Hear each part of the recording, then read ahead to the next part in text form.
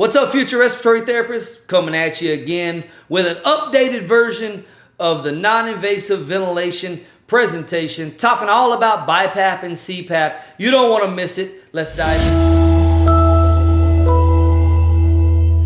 All right, so there are some key elements that you need to understand when you are talking about BiPAP versus CPAP. Both of them are non-invasive positive pressure ventilation devices. Now, they don't both ventilate, and that's a key difference. So let's jump in and talk about the difference. When we say non-invasive ventilation, we're saying NIV.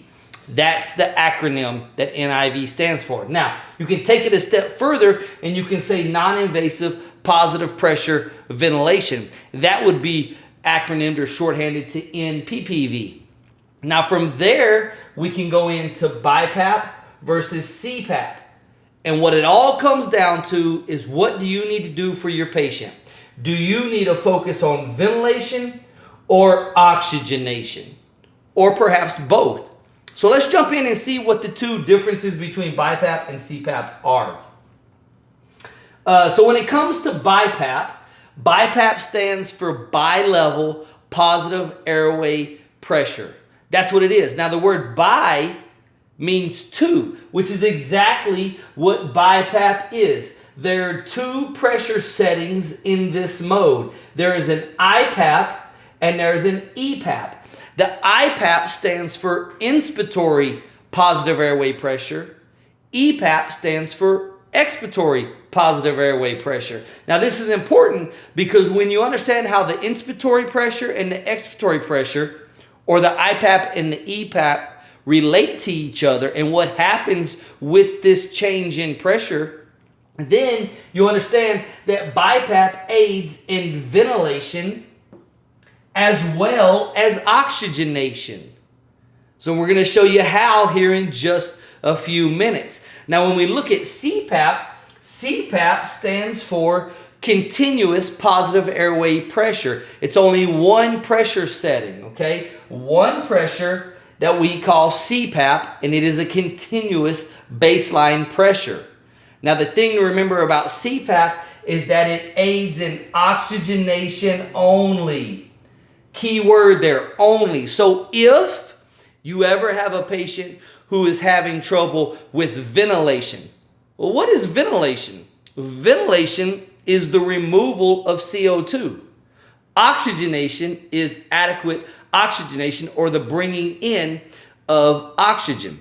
So if you have a patient with ventilation problems, then we're going to consider BiPAP. If you have a patient with a pure or strictly oxygenation problem, then we're going to be thinking CPAP. Now, there's also situations where BiPAP also is indicated to help us with oxygenation. So we'll talk a little bit about that as well. To understand what these modes do, let's look at these graphs right here, okay? So this is BiPAP and CPAP. I'm going to draw a line right here just so you can keep them separate. The BiPAP setting, remember I told you, has two settings. It has an EPAP as well as an IPAP. Now what happens here is, this is baseline. The patient takes a breath and the inspiratory pressure increases to IPAP. It holds during the duration of the breath, and then on exhalation it returns back to EPAP. This is important because it is this pressure gradient between EPAP up to IPAP that generates a pressure support and leads to the augmenting of spontaneous tidal volume, a more effective alveolar tidal volume, and better removal of CO2. So what I'm telling you is that the difference between EPAP and IPAP, and back down to EPAP, this difference is called pressure support. That's essentially what it is. And when we think about pressure support, we know what pressure support does. It overcomes the resistance of the artificial airway and the tubing. Well, we're really not talking about an artificial airway when we talk about BiPAP, so that one kind of goes to the wayside. But the fact that pressure support still augments spontaneous tidal volume is very, very important, because we know by making this gradient larger, then we can increase pressure support and increase tidal volume and therefore increase CO2 removal and help us restore a normal pH balance. Okay, so that's BiPAP. On CPAP, you're looking at one pressure. The patient takes a breath, the diaphragm drops, the pressure waveform drops, but then it comes back up to baseline. This is what CPAP looks like. This little dip right here is the patient's spontaneous breath. Now you may be thinking to yourself, well, why doesn't it look like up here where the pressure rises? And that's because it doesn't work like that. CPAP doesn't have an inspiratory pressure. It is one continuous baseline pressure that is held and maintained to improve and increase the baseline for which tidal volume happens on, right? Now, if we think about this, we could draw the old school box, right? We could draw this box right here,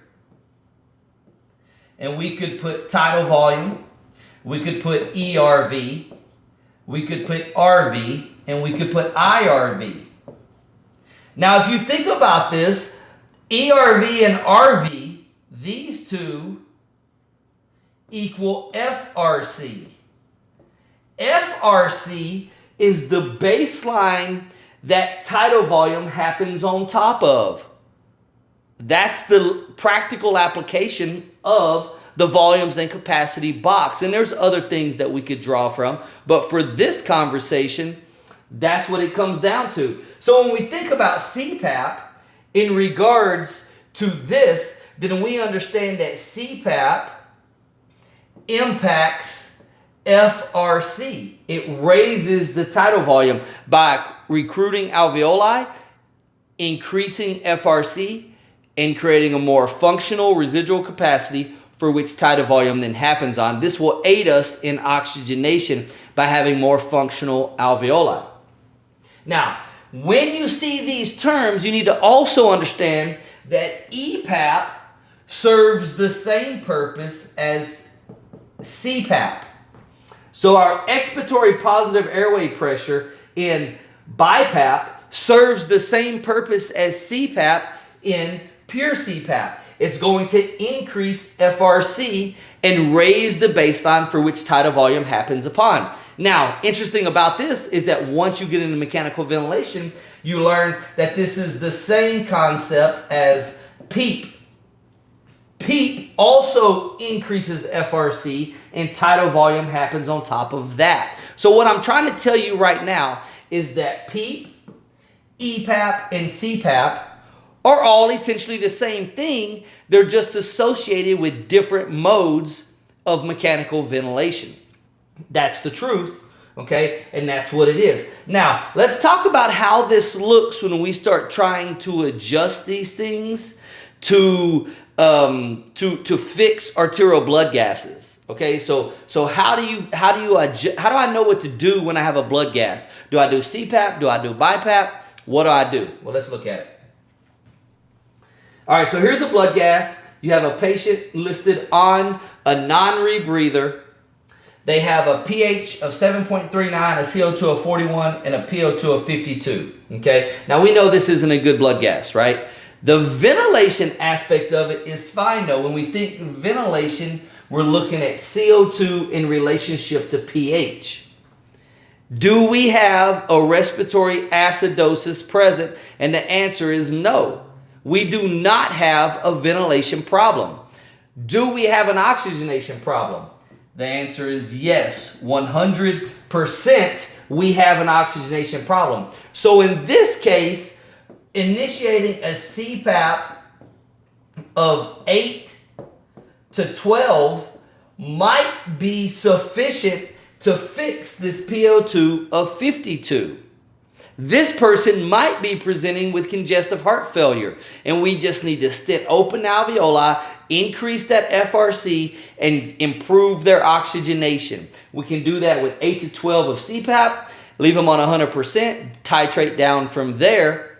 That'll fix. Give them Lasix, fluid comes off, we can titrate the CPAP, and the next thing we know, we're back to a nasal cannula, and the patient is dismissed from the hospital. That's how this looks. Now, how come I didn't think BiPAP in this situation? Well, I didn't think BiPAP because there was no ventilation problem. Remember, I told you CPAP fixes oxygenation, BiPAP fixes ventilation as well as oxygenation. So could you have put this person on a BiPAP?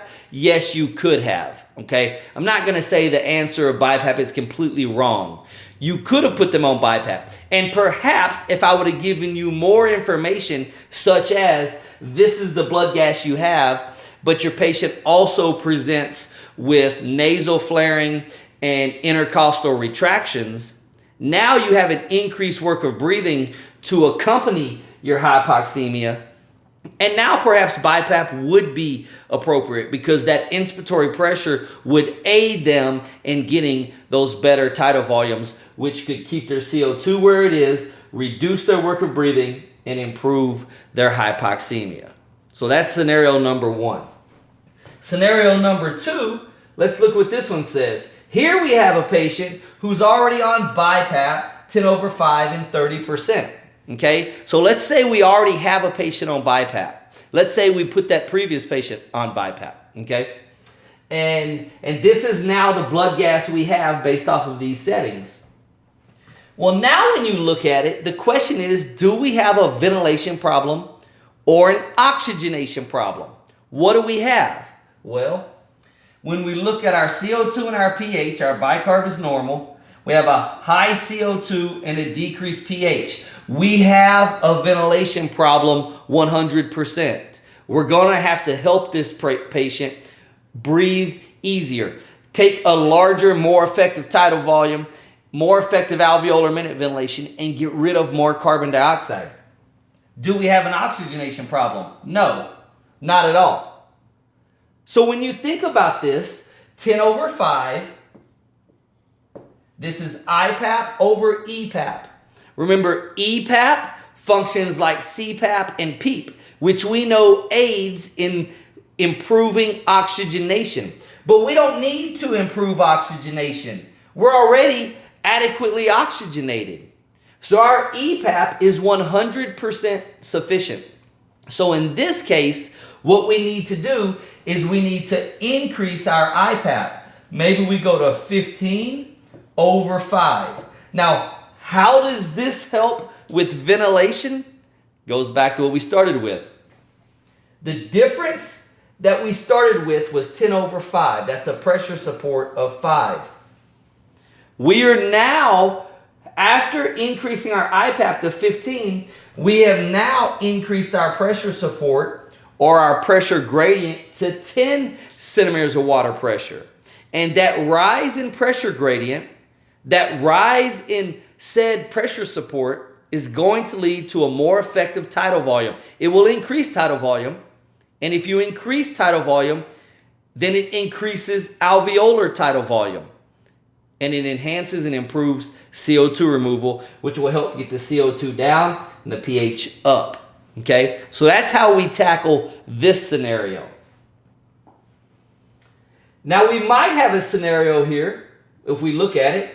We now have a patient who is on a BiPAP of 15/5 and 50%. Well, what do we have going on here? Well, do we have a ventilation problem? The answer is no. 7.36. I don't want to mark that out for you.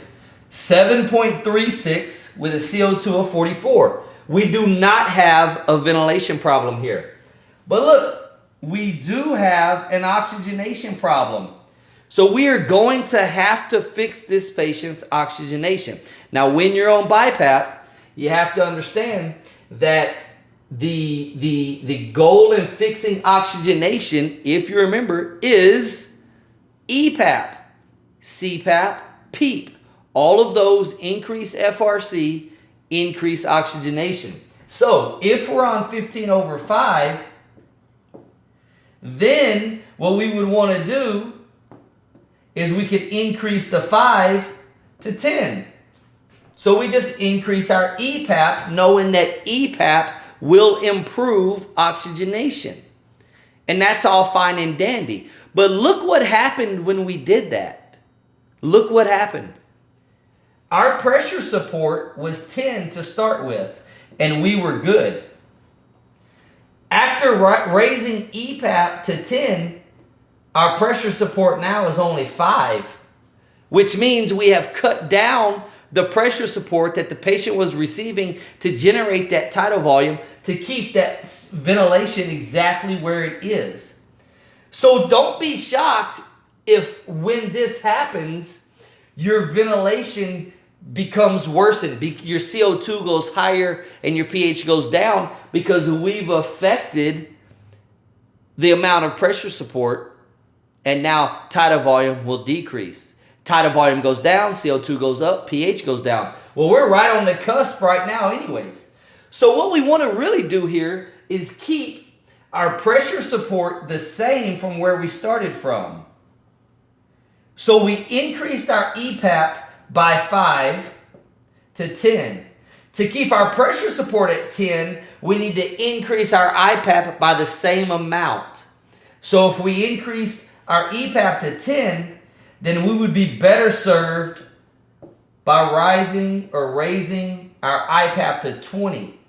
This keeps us at a pressure support at 10 as well. So you see now our pressure support is 10 and it's still at 10, which means our ventilation will stay the same.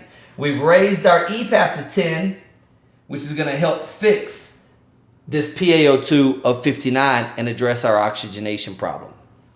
One last scenario here. Patient is currently on a BiPAP of 10/5 with 50%. What are we going to do? Well, do we have a ventilation problem? The answer, yes we do. High CO2, low pH, 100%.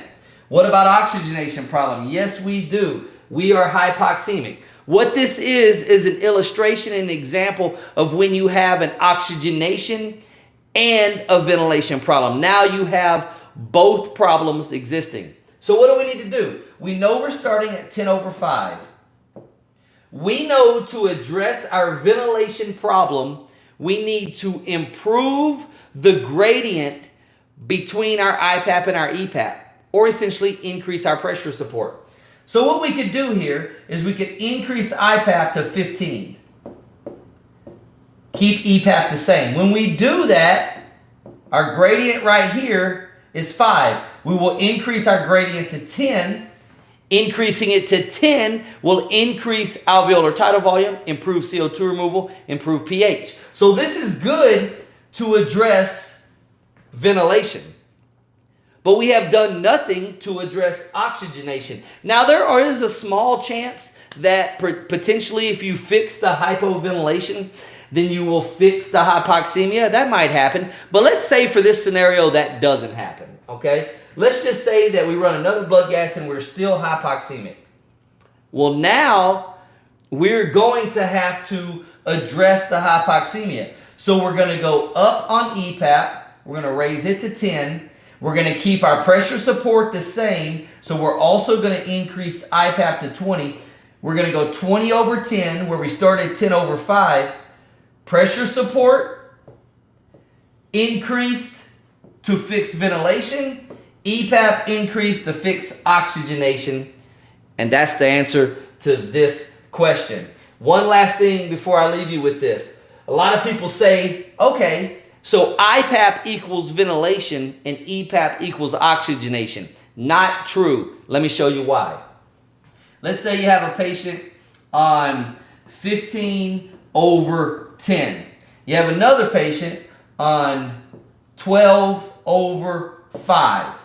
Which of these patients has a higher IPAP? Well, clearly this patient, right? IPAP is higher. Now, if IPAP is what drives ventilation, then this patient would be removing more CO2 because they have a higher IPAP than they do EPAP. But that isn't the case, and that's not true in this scenario. You see, the difference goes back to what I've been talking about this entire video for at least the second half of it. What matters is the difference between the pressure support. So if you look at option 2 here, we have a pressure support of 7, where option A has a pressure support of 5, this patient actually is receiving more ventilatory support. This patient is receiving more support to aid in better ventilation, removal of CO2, and reestablishment of pH. So it's not about IPAP. It's about the relationship between IPAP and EPAP. And that's the truth all day, every day. Look, I hope you found this video helpful. If you did, smash that like button. Leave me a ton of comments. And by all means, if you haven't already subscribed, what are you waiting on? All I do is bring a little bit of content that hopefully brings a whole lot of value to you in your role as a respiratory therapist, and perhaps maybe as a respiratory therapy student, aiding you in these concepts as you work through the insane rigor of RT school. I thank you so much for watching. Appreciate you as always. And as always, I leave you with this. Don't ever, ever forget, average is easy, so don't be it.